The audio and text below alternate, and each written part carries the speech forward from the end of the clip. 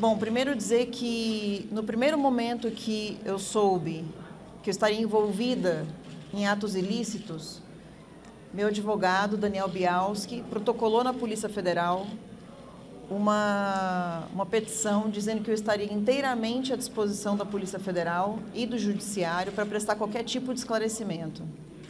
Então, foi com muita surpresa que eu recebi hoje a Polícia Federal na minha casa às 6 horas da manhã, com meu filho e minha mãe dormindo em casa, e em que foram apreendidos meu passaporte, os meus 2 celulares e mais um HD que tem coisas da minha vida aqui do Legislativo, enfim, desses últimos 4 anos e meio de mandato.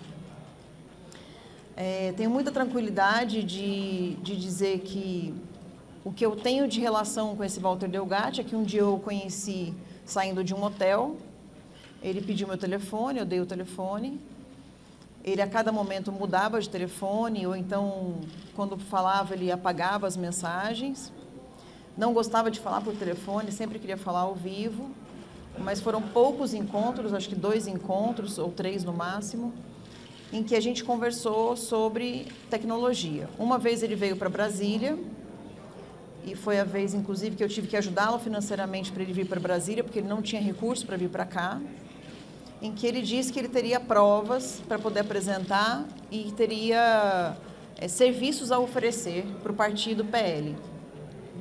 Então, a gente levou ele até o Valdemar da Costa Neto, a gente fez uma reunião, e nessa reunião, eu já, sabendo de que ele era, enfim, uma pessoa que tinha bastante conhecimento nessa área, mas que eu não sabia como ele estava naquele momento, em que espectro ideológico ele estaria naquele momento, eu fiz assim que não para o Valdemar, por trás, para ele não contratar. Ele ofereceu o serviço de participar de uma espécie de auditoria das urnas eletrônicas durante o primeiro e o segundo turnos. Então, depois disso, como é sabido de vocês, ele foi conhecer o presidente Bolsonaro, porque disse ele que teria muitas informações sobre tecnologia. A conversa foi privada, mas a pergunta que o presidente fez foi se as urnas eram confiáveis, e ele respondeu que nenhum sistema tecnológico é confiável.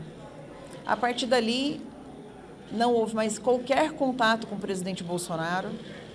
É mentira o que disseram a respeito do telefone, que eu teria colocado um chip novo e etc. Nunca fiz isso, nunca liguei para o presidente Bolsonaro para falar sobre qualquer tipo de assunto relacionado a isso. Então, a impressão que eu tenho é que estão tentando envolver o presidente através de mim, pelo fato de eu ser bastante ligado ao presidente. E isso não vai acontecer porque não existe, primeiro, absolutamente nenhuma prova e nada que tenha sido feito a pedido do presidente em qualquer coisa. A única coisa que existe é que depois de tudo isso que aconteceu e após as eleições, inclusive há um pagamento de R$3.000 hoje é funcionário meu, mas na época era só prestador de serviço, no mês de novembro. Então, como é que eu poderia ter pedido uma fraude das eleições no mês de novembro, depois de já ter acontecido? Então, os fatos já provam que as coisas não batem. O que eu tinha contratado, o que eu tinha subcontratado através dele, foi o pedido de uma ligação das redes sociais minhas com o meu site. E que ele próprio já falou, algumas vezes na imprensa, que ele não conseguiu terminar, não conseguiu fazer. Então, teve aí a tentativa de trabalhar com ele, mas infelizmente não deu certo. Ele me parecia uma boa pessoa, arrependido do que tinha feito no passado, mas nada além disso.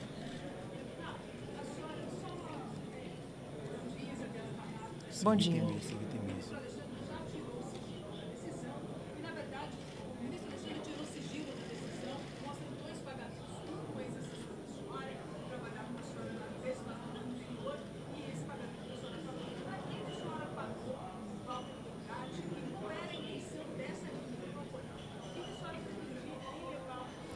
Ele queria conhecer o presidente, e o presidente queria, quando eu disse que ele se dizia um esperto em tudo que era relacionado à questão tecnologia, O presidente Bolsonaro quis perguntar para ele se as urnas eram confiáveis, ele disse que não.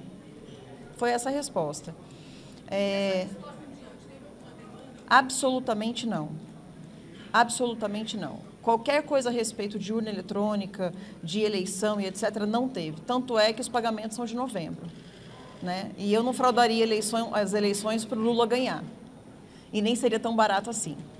Então, os pagamentos que houve foram sempre relacionados ao site, para ele fazer melhorias no site, fazer firewall no site e ligar as minhas redes sociais ao site, que ele próprio disse para vocês, todos jornalistas, está na imprensa, é fácil achar, de que ele não conseguiu realizar essa tarefa, por isso os pagamentos não foram. Inclusive, eu deveria ter tido até a devolução, porque ele não conseguiu fazer. Mas eu não pedi a devolução porque ele realmente estava passando por momentos difíceis e, como você vê, são baixos valores, R$3.000. Não existe relação entre esse tipo de valor e o que se diz que eu tenha feito. Então, também não tenho qualquer tipo de relação. Eu pagaria R$3.000 para poder me arriscar dessa forma, para fazer uma brincadeira de mau gosto? Porque essa questão do CNJ foi só uma brincadeira de mau gosto. Eu sou uma deputada séria, eu sei do que é certo e o que é errado, e eu acho que eu não participaria de uma piada de mau gosto com Alexandre de Moraes. Eu sei o que pode acontecer com um deputado que brinca com ministros do Supremo Tribunal Federal, haja visto o nosso amigo Daniel Silveira, que está preso em Bangu.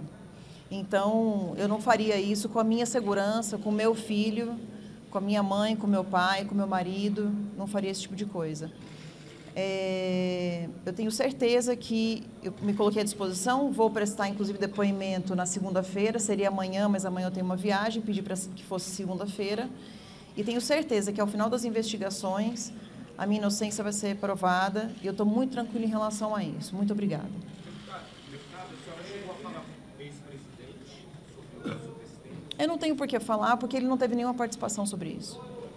Deputado, o dinheiro que foi repassado a ele, saiu exatamente de onde? Da sua cota parlamentar, da sua conta pessoal? Não, o que acontece é que eu tenho uma cota que eu posso contratar a comunicação, né? R$3.000 saíram dessa cota. Como tem um site que não é da Câmara, é um site que, inclusive, está fora do Brasil, que é da época da pandemia, exigeliberdade.com, esse é um site meu, então eu tinha o restante dos pagamentos foram por conta desse site, que é meu e que eu não podia pagar com cota.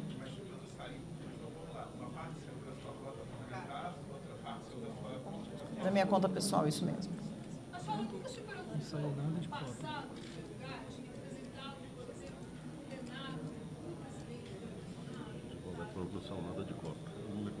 Ah, não saiu nada da minha cota? Assessoria. Ah, desculpa, não foi da minha cota. Todo o dinheiro foi de empresa que eu subcontratei e essa empresa pagou, mas pagou do meu bolso, não da cota. Deputado, o que foi levado? A senhora não se preocupou em nenhum momento em levar a pessoa que é criminosa, pública, que todos conhecem, para estar com os vídeos. Olha, vocês, jornalistas, foram os que mais exploraram o conhecimento do Delgatti na Vaza Jato. Na Vaza Jato, vocês tratavam o Walter Delgatti como um rei. Era como se ele estivesse salvando a humanidade em ser o responsável pela soltura do Lula. Agora vocês estão preocupados de que eu tenha levado uma pessoa para ver o presidente? Me desculpa, mas a pergunta não faz sentido. Deputado, quem foi levado? Ele disse até que o Bolsonaro teria perguntado se era possível invadir a urna eletrônica, uma versão diferente do que a senhora está relatando do ex-presidente Bolsonaro. A mesma versão. É a mesma. Vamos lá, é mesmo. Você perguntar para uma pessoa se a urna pode ser fraudada, Concorda que é a mesma coisa? é a mesma coisa. Perguntando da segurança da urna. Mas qual a finalidade da pergunta? Qual o interesse do presidente Bolsonaro? O presidente em saber se é possível fraudar ou não. Queria fraudar? A urna eletrônica e as nossas eleições é o pilar da democracia. Estados Unidos veio até o Brasil para falar de urna eletrônica e saiu daqui sem contratar nossas urnas eletrônicas. As nossas urnas eletrônicas não são auditáveis. Então, se me desculpa, se você não vê nenhum motivo para perguntar para um hacker se a urna pode ser fraudada, eu não vou poder te responder. Se isso é tão óbvio que eu não consigo te responder. Pessoal, eu vou agradecer. Vocês já estão saindo fora do tema. Acho que não é o lugar. Já deu. Não faz parte disso daí. Agradece, Carla. Calma. Vai lá, agradece. Você já explicou tudo que tinha que explicar. Agora na justiça. Contrapartida depois, sendo que o Delgatti teria dito ao presidente, conforme a senhora está nos relatando, ele tinha uma possibilidade de fraude. Aí a senhora disse que não, depois disso. E não houve nada. Não houve nada. Por certo, o presidente deve ter ficado com receio de contratar alguém assim. Eu não sei, aí é para a cabeça do presidente, mas não houve ninguém trocou contato, só eu tinha o contato do Walter, então não existia um contato entre os dois, e eu acho que vocês estão já fazendo especulações, tentando envolver o presidente numa situação que é minha.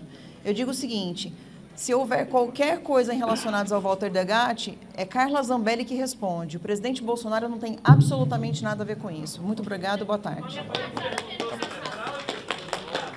Muito obrigado.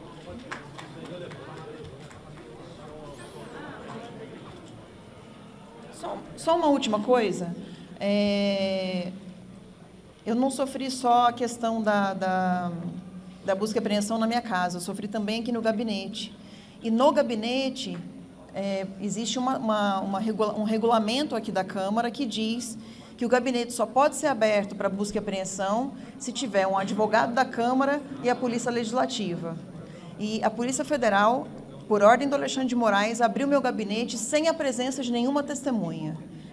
E isso fere o regulamento da Câmara e deve ferir o devido processo legal também. Então, isso vai ser feito um relatório para o Lira e a gente vai questionar isso na Justiça. Obrigada.